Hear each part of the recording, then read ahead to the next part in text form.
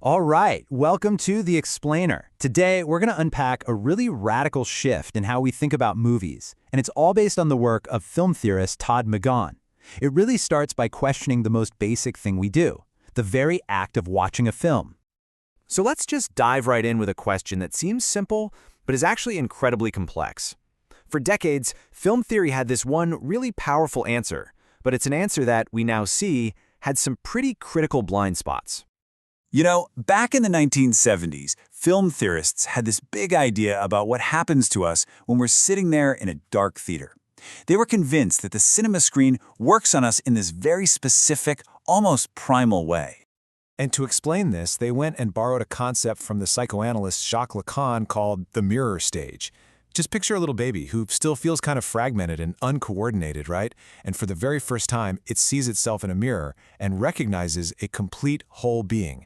This gives it this amazing but totally illusory sense of mastery that it doesn't actually have yet.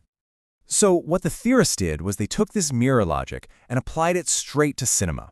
The thinking was, the screen gives us this kind of godlike view, this illusion of total control over the film's world. And that feeling of mastery, well, it feels good. And that pleasure, they argued, has a hidden catch. It makes us passively accept the social order, the ideology that the film is showing us.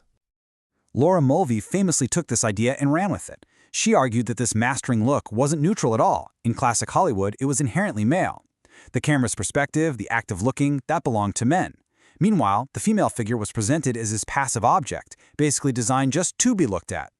And look, this was a really elegant, powerful theory. It explained a lot, but it had a major, fatal flaw that, well, it eventually caused the entire framework to just crumble. So by the 90s, critics really started pushing back. In this landmark collection of essays called Post-Theory, they basically said, hey, this grand universal idea of the mastering spectator, it just doesn't match how real, diverse people actually experience movies. Here was the problem. The theory was beautiful on paper, but it couldn't explain why you and I might have totally different reactions to the exact same film. It just assumed this single default viewer and completely ignored the actual experiences of women, of people of color, of anyone else. As one critic famously said, they had a theory of spectatorship where the actual spectators were missing. This whole crisis led to a pretty stunning realization. What if the theorists had misunderstood Lacan all along? What if the key wasn't our look at the film, but something in the film that looks back at us?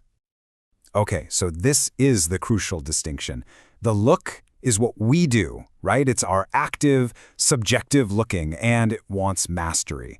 But Lacan's concept of the gaze is something totally different. It's an object. It's a point in the image itself that stares back, shatters our sense of control, and just destroys our comfortable viewing distance. Now, Lacan's favorite example wasn't even a film, but a famous 16th century painting. At first glance, it's a perfect portrait of power. You've got two wealthy, confident guys surrounded by all the symbols of worldly knowledge and control. It's an image that just begs for a mastering look. But then you notice it.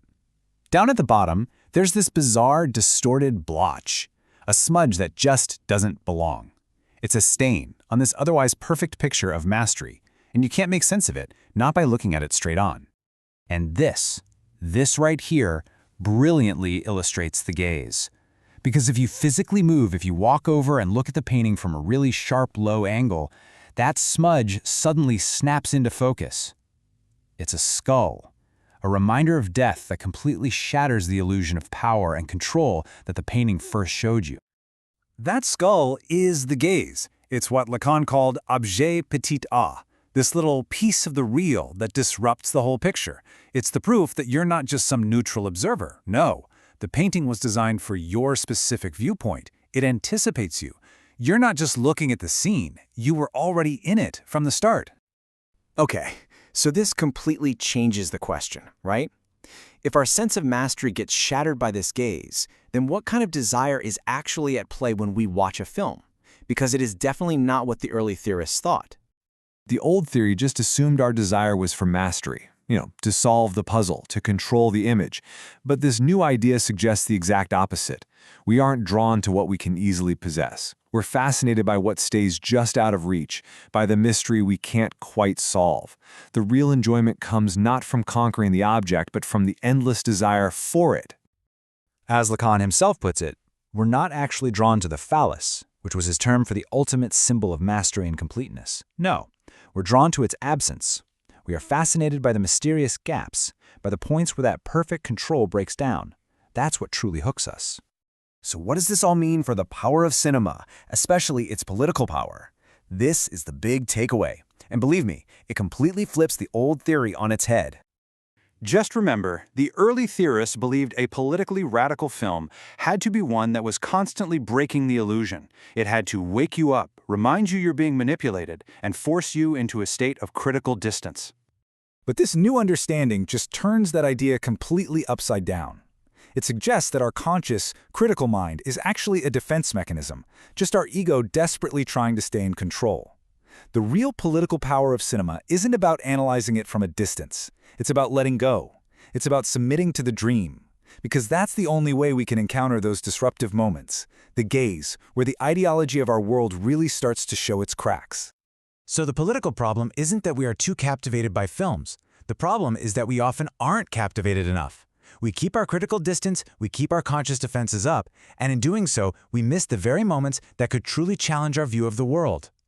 And that leaves us with this final, kind of provocative question. What if the most radical thing a film can do isn't to wake you up, but to pull you deeper into the dream, to make you follow the fantasy all the way to the end, and to see what liberating truths might be waiting on the other side of that fascination? Thanks for tuning in.